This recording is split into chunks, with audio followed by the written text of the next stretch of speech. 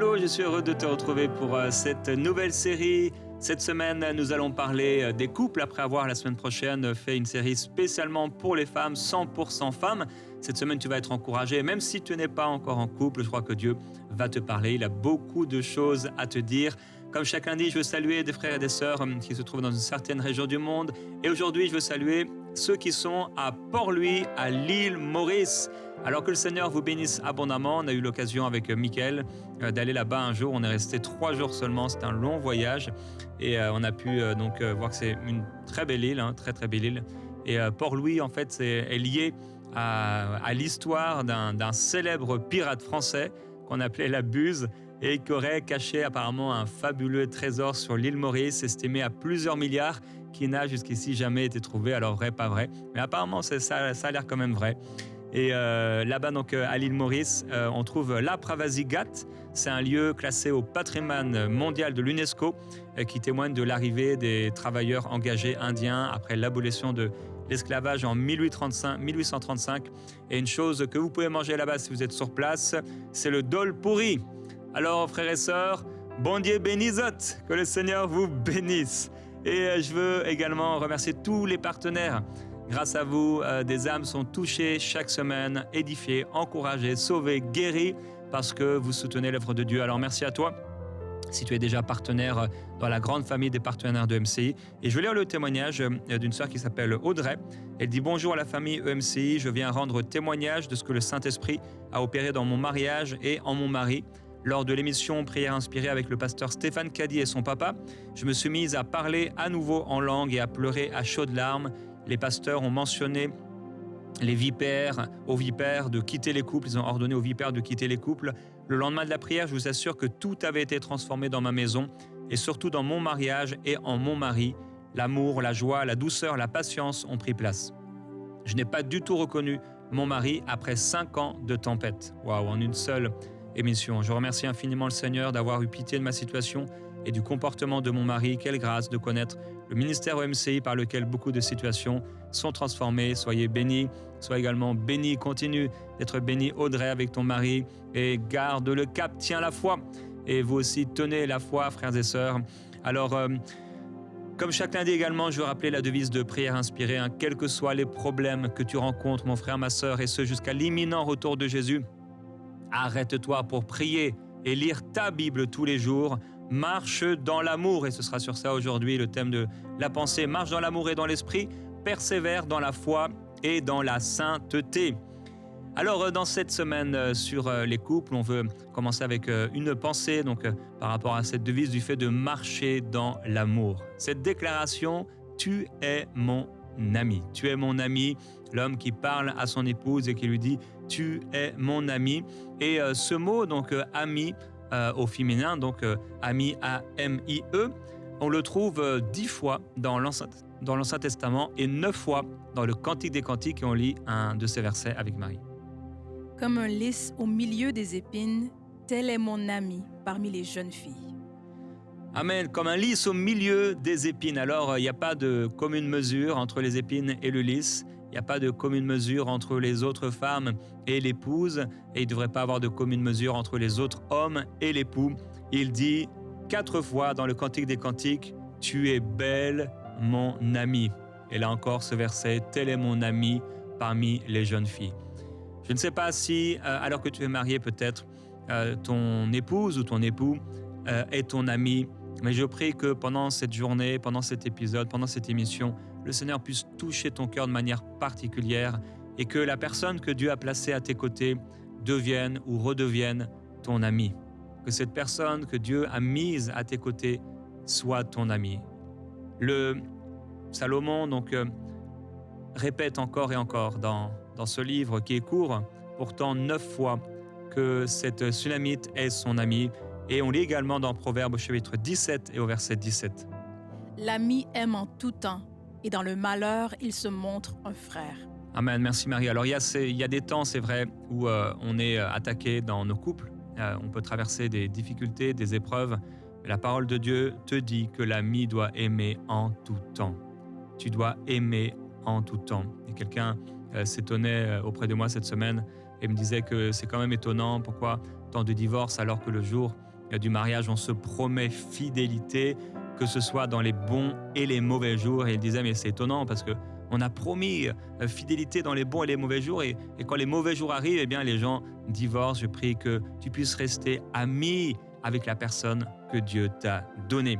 Et aujourd'hui, j'ai invité ma meilleure amie avec moi dans mon émission, Annabelle Sourdril.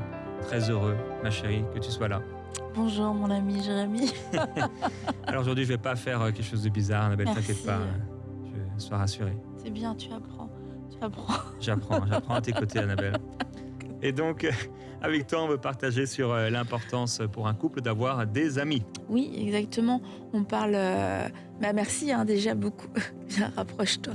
C'est un peu loin. Tu fais pas ça avec les autres invités? Jamais. Ok, c'est bien. Je t'encourage à continuer. Comment on parle souvent d'être amis dans le couple. Et je pense qu'on en a déjà parlé aussi dans des émissions. Ouais.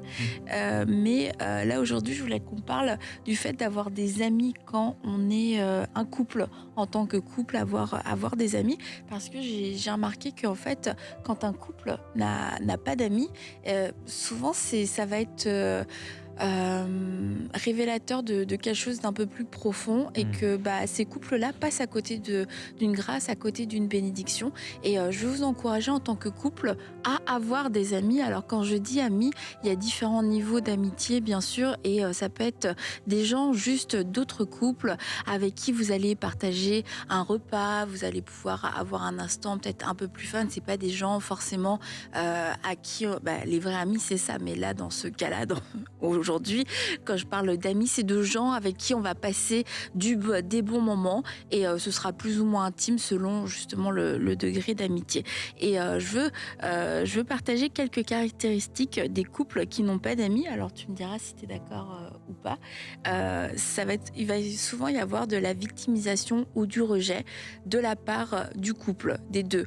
On se sent pas compris, les autres, tout le monde est contre nous, et dans les histoires, dans toutes leurs histoires en fait de parcours, la famille, la belle famille, les amis, les collègues, les voisins, c'est comme ils sont toujours tout seuls contre le monde entier. Donc victimisation et rejet. On a aussi une autre caractéristique qui va être la tendance mystique. Alors ça peut être un peu surprenant, mais le fait souvent d'être tout seul et de ne pas avoir de vis-à-vis, on peut commencer à vivre une vie spirituelle qui est un petit peu spéciale, où on n'est pas challengé, on n'est pas défié, et puis quelquefois on a tous un petit peu des bulles quelquefois, mais quand on a des amis, ils sont là pour nous dire c'est bizarre ce que tu dis, les enseignements que tu écoutes c'est un petit peu spécial, faudrait peut-être fais attention. Et en fait, quand on n'a pas ses vis-à-vis, on peut commencer à avoir une tendance mystique, et puis à la nourrir l'un et l'autre. Une autre chose, ça va être les décisions surprenantes et le manque de sagesse. Par exemple, un couple qui arrive et qui d'un seul coup dit, dans la tendance un peu mystique aussi d'ailleurs, va dire « Ah non, Dieu nous a parlé, on va s'acheter une maison, c'est une maison en ruine, il faut tout refaire et c'est à 3 heures de route de notre travail. » Et en fait, là, il y a un manque de sagesse qui va être évident pour tout le monde, mais parce qu'il n'y avait personne avec qui parler de ce projet, il n'y avait personne qui pouvait poser les bonnes questions, et qu'il y a eu un concours de circonstances, il y a peut-être eu un signe, on prend des décisions comme ça, des décisions qui manquent souvent de sagesse. Si un aveugle conduit un aveugle, ils tombent tous les deux dans une fosse. Exactement. Et j'en arrive du coup à mon deuxième point, mon dernier point. Les deux deviennent semblables. Et si on n'avait pas d'amis, sûrement qu'on deviendrait semblables. Ce serait bien. À force d'être toujours ensemble, on commence à se ressembler. Je deviens comme toi, tu deviens comme moi. C'est pas bien. Du coup, ça veut dire qu'on a les mêmes forces et les mêmes faiblesses, qu'on voit la même chose, qu'on a la même perspective. Et tu sais, une image que je donne souvent, c'est que c'est comme si on se met dos à dos ensemble, mais qu'on se tient, on est une équipe, on a deux perspectives complètement différentes, mais les deux perspectives sont vraies. Et ça fait que on a une vision beaucoup plus complète. Et quand on comprend ça, on comprend qu'on est complémentaires, différents mais complémentaires.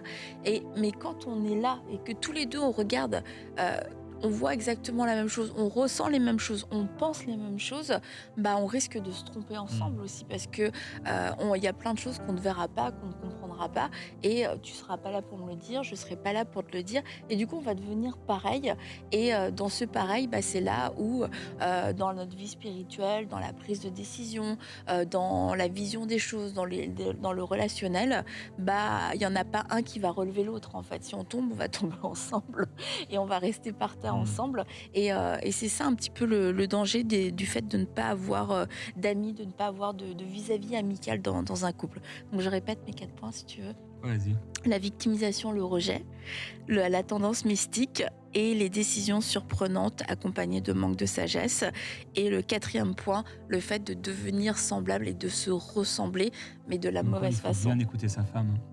Parce que si on perd un point, on n'est plus dans le coup. Pourquoi t'as volé mon pull ? Parce que je l'ai lavé et je l'ai mis à sécher. C'est un bon argument quand même. Et que je me suis dit, c'est ma part. Il va très bien. Merci beaucoup, merci beaucoup. Donc, je suis généreux. Merci. Si tu m'invites, j'aurai un pull aussi. Non. Peut-être si tu m'invites dans la table avec Annabelle, j'aurai un pull à table avec Annabelle. T'auras à manger si tu veux. Ah, super. Et on va lire un verset ? Allons-y. Je peux ? Oui, je te sens dissipée, je te sens distrait. Dès que tu es là, je suis dissipée. On peut lire Marie dans Genèse 2 du verset 10 à 14, s'il te plaît. Un fleuve sortait d'Éden pour arroser le jardin, et de là, il se divisait en 4 bras. Le nom du premier est Pishon, et c'est celui qui entoure le pays, tout le pays de Havila où se trouve l'or. L'or de ce pays est pur, on y trouve aussi le bdellium et la pierre d'onyx. Le nom du second fleuve est Gihon, c'est celui qui entoure tout le pays de Couche. Le nom du 3e est Hiddekel, c'est celui qui coule à l'orient de la Syrie. Le 4e fleuve, c'est l'Euphrate. T'es sûre que tu t'es pas trompée de passage public ? Oui. Merci Marie, c'était vraiment un beau passage à lire. Oui, je suis contente que tu le lises. Non, je me suis pas trompée, figure-toi. Bdellium. Je me suis pas trompée parce qu'en fait, quand je pensais à ça, au fait d'avoir des amis en tant que couple, il y avait ce passage qui me revenait et en fait, tu vois, il y a ce fleuve d'Éden qui se divise en 4 branches et c'est un peu l'idée quand on est un couple, c'est que il doit y avoir une ouverture, pas une ouverture à la polygamie, dans le sens d'avoir plusieurs partenaires. Non, mais il faut le dire quand même, il faut le préciser, mais de pas être, parce qu'on va souvent dire, on va protéger notre intimité, on a notre jardin, etc. Et c'est vrai, il y a toute cette partie-là, mais il y a aussi toute cette partie où on est fait en tant que couple parce qu'on est des êtres relationnels et du coup, en couple, on est fait aussi pour avoir des amis et de pas rester fermé, de devenir une mer morte, mais d'être plus comme le fleuve d'Éden et qui va avoir plusieurs branches. Et là, j'en arrive à quelque chose. C'est là où tu verras que je me suis pas trompée, ou peut-être de verset. Non, mais c'est un très bon passage biblique. C'est que tu vois, Pichon, ça veut dire augmentation. Et je crois que ça vaut pour, là, quand on parle d'amitié, le fait d'avoir d'amis, mais ça vaut pour beaucoup de domaines de notre vie où on a besoin de s'ouvrir pour vivre ces différentes choses. Et Pichon, ça veut dire augmentation. Et l'amitié, le fait d'avoir des amis, ça va nous enrichir. Ça va nous amener quelque chose de plus. Ça va nous amener déjà de l'amitié, mais ça va nous amener de l'expérience. Si on parle à Marie et Gordon, ils vont nous enrichir. Ils augmentent dans notre vie, ils augmentent quelque chose dans notre vie parce que ils nous partagent des choses, ils vont apporter, comme je disais, leur expérience, la grâce aussi qu'ils ont reçue, ils apportent beaucoup dans notre vie, c'est ça l'augmentation. Après on a Guillon, c'est une source jaillissante qui éclate et ça veut dire ça, source jaillissante qui éclate, s'élancer, se précipiter, faire sortir du sein maternel. Et en fait là il y a toutes ces notions de pouvoir enfanter et lorsqu'on va être bien entouré, ça va créer aussi quelque chose, ça va engendrer quelque chose, que ce soit des projets, que ce soit des nouvelles idées, que ce soit un renouvellement de l'intelligence, de l'enseignement aussi, des gens qui sont peut-être plus avancés par rapport à l'éducation des enfants, ça va nous permettre de pouvoir nous-mêmes enfanter un modèle d'éducation pour notre propre famille, des solutions pour nos propres enfants. Après, on a le troisième. Dans ta version, c'était I qui est elle ou quelque chose comme ça. Et sinon, dans d'autres versions, ça se lit plus facilement. Le tigre. Ouais. Le tigre, et qui veut dire rapide. Et là, ça veut dire que on peut voir que le fait d'avoir des amis, des amitiés, ça va amener aussi une forme d'accélération dans notre vie, parce qu'on n'est pas tout seul, parce que il y a des moments où on va être découragé, et plutôt que de rester découragé, il y a quelqu'un qui va venir nous relever. Quelquefois, on ne sait pas faire les choses, et puis d'avoir cet entourage-là qui va savoir comment faire les choses, eh bien, va pouvoir amener aussi une accélération, va avoir une certaine expérience aussi pour nous dire, regarde, ce chemin-là, il est plus rapide, et ça va me permettre d'aller plus vite. Et le dernier fleuve, c'était l'Euphrate, qui veut dire la fertilité, et ça parle d'abondance, le fait que non seulement j'ai augmenté, j'ai enfanté, j'ai accéléré, mais il va y avoir aussi une forme d'abondance, une forme de multiplication. C'est pas juste ça ajoute, c'est que ça multiplie aussi. Donc voilà, lorsque on s'ouvre à tout ça en fait, comme bénéfice dans nos propres vies, et le fait en tant que couple de s'ouvrir à l'amitié, d'avoir ce genre de vis-à-vis, on s'ouvre à l'augmentation, on s'ouvre à l'enfantement, à l'accélération, et aussi à l'abondance. Amen. Merci beaucoup, Annabelle. Est-ce que je me suis trompée de verset? C'était le très bon verset. Moi, je l'ai déjà utilisé pour les finances. Oui, c'est super. J'ai dit pour d'autres domaines aussi. Exactement. Tu Voilà. as tout à fait raison là-dessus. Tu voulais partager quelque chose? Non, Non, c'est on bizarre. regarde, je t'écoute. Tu vois, c'est ça qui est bizarre en fait. Je suis pas du tout bizarre, je suis normal comme dans la vraie vie.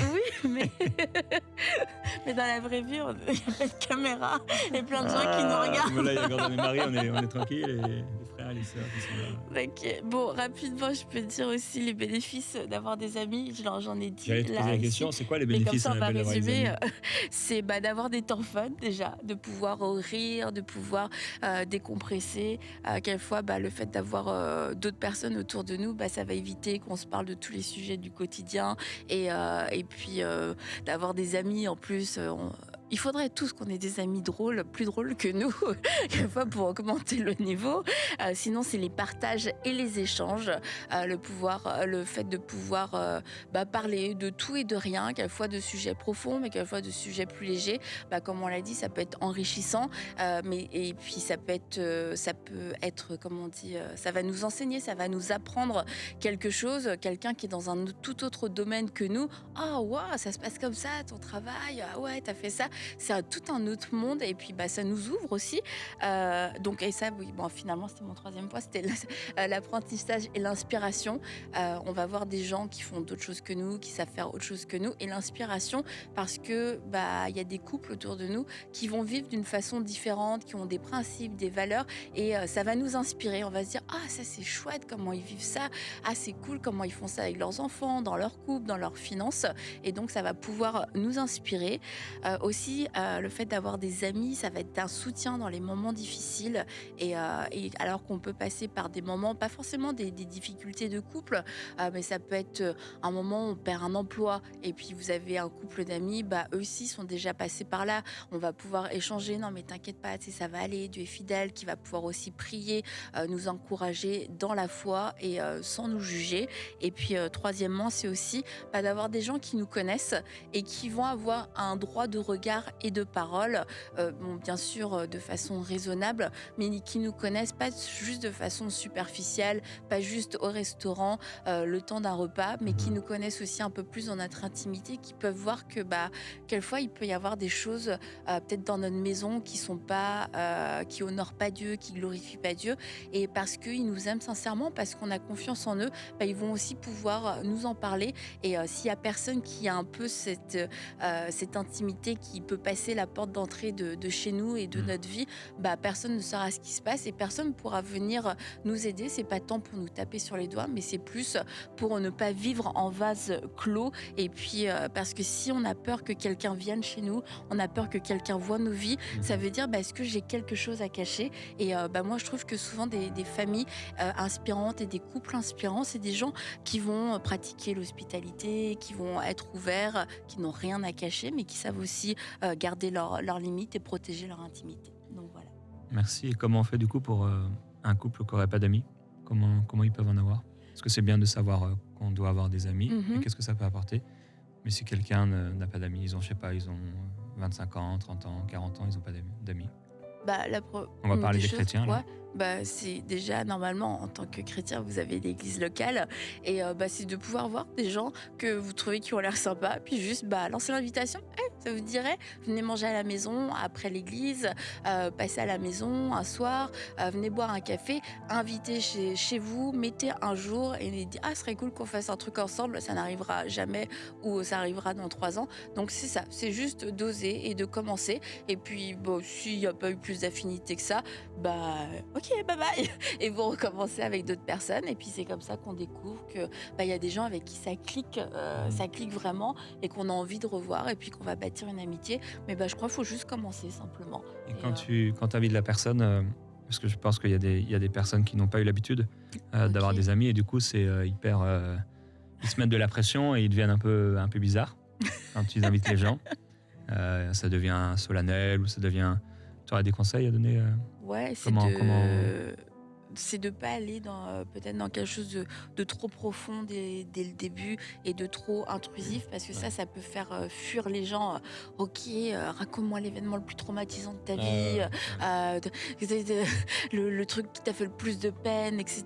Parce que bah, c'est pas parce que derrière la personne va répondre qu'elle était à l'aise ou qu'elle était contente de le faire. C'est pas juste parce qu'elle savait pas comment faire. C'est juste on fait connaissance et puis on commence c'est par palier, donc on va commencer par quelque chose de léger. Et puis c'est pour ça on n'est peut-être pas obligé de faire un repas, ça peut être un café, ça peut être boire un jus et on parle, on apprend à faire connaissance. Tu fais quoi dans la vie, d'où tu viens, ton témoignage. Ça, c'est une bonne question. C'est quoi ton témoignage? Comment tu as rencontré le Seigneur? Et puis voilà. Et que ce soit pas non plus quelque chose qui dure une éternité. Comme ça, bah, tout le monde est content s'il n'y a rien de spécial que ça s'arrête quand on rentre chez soi.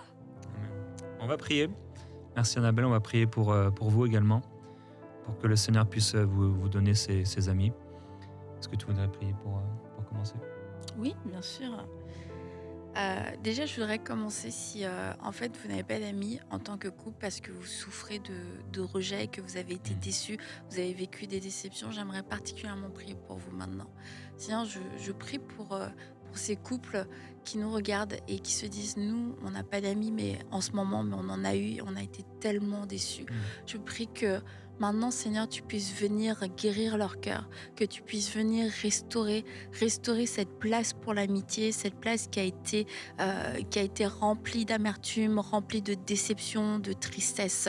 Parce que tu es celui, Seigneur, qui a créé des connexions et qui va encore en créer d'autres. Seigneur, viens guérir ces cœurs afin qu'ils puissent à nouveau croire que c'est possible. C'est possible d'aimer, c'est possible d'être aimé, c'est possible de faire confiance et que c'est pas nous contre le monde entier, que nous ne sommes pas des victimes, nous ne sommes pas des incompris. Non, Seigneur, je prie que tu viennes aussi renouveler l'intelligence, que tu viennes détruire les mensonges, tous ces mensonges qui ont été construits année après année, que personne ne pouvait nous comprendre, que personne, ouais, c'est ça, pouvait nous accepter tels que nous étions. Seigneur, je prie que maintenant tu viennes remplir le cœur de ces personnes, tu viennes les remplir de ton amour, tu viennes les rassurer et que à nouveau il y ait une place pour l'amitié, à nouveau qu'il y ait une place pour des vis-à-vis, qu'à nouveau il y ait une place pour de nouvelles personnes, un nouvel entourage. Seigneur, merci pour les pardons qui sont relâchés maintenant,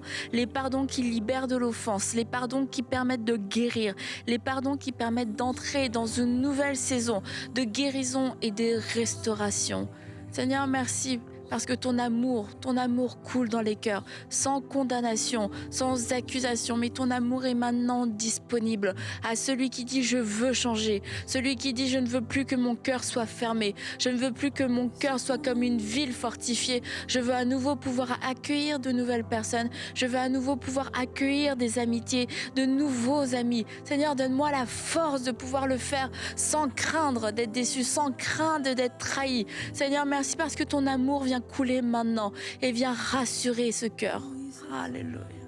Père, je vous prie également, on veut prier pour ces couples qui ont comme un esprit sectaire, qui sont comme mystiques et à cause de ça, ils ferment les portes à toute personne. ils ont l'impression que chaque personne qui entrerait, ce serait une intrusion, ce serait mauvais, ce serait dangereux.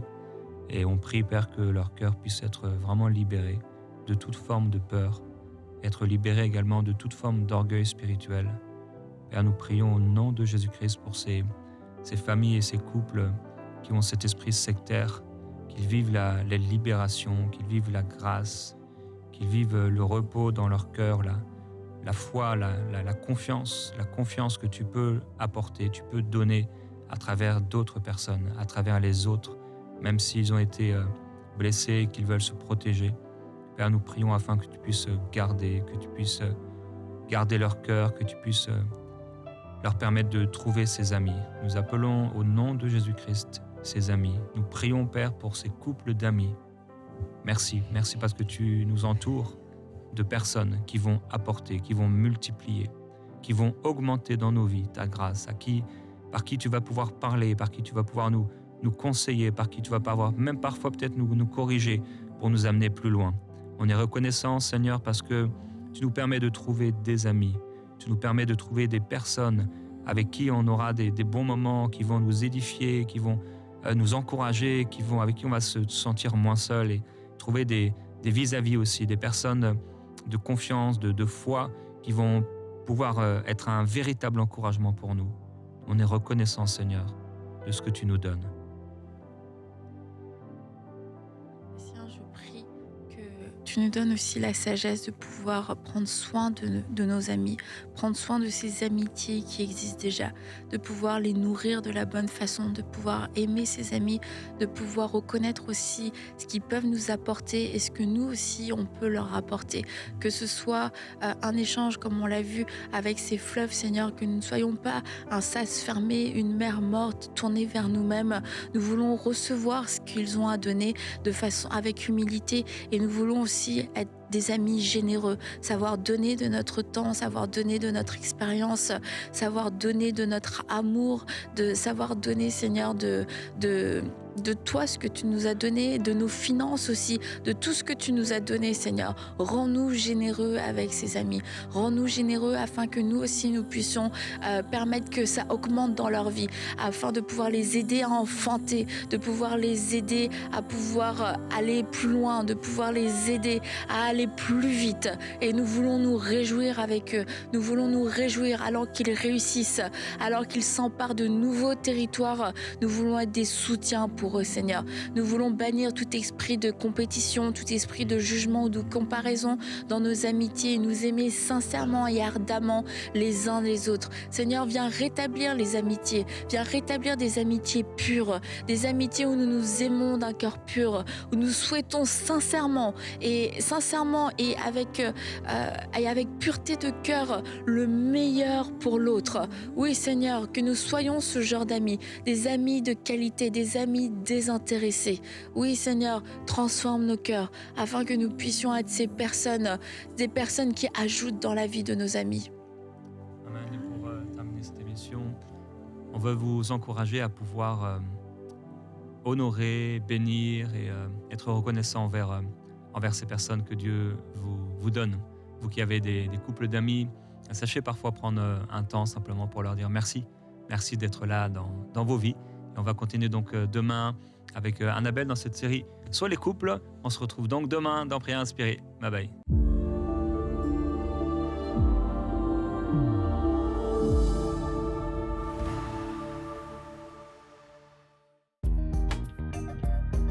Merci à tous nos précieux partenaires grâce auxquels cette émission a pu être réalisée.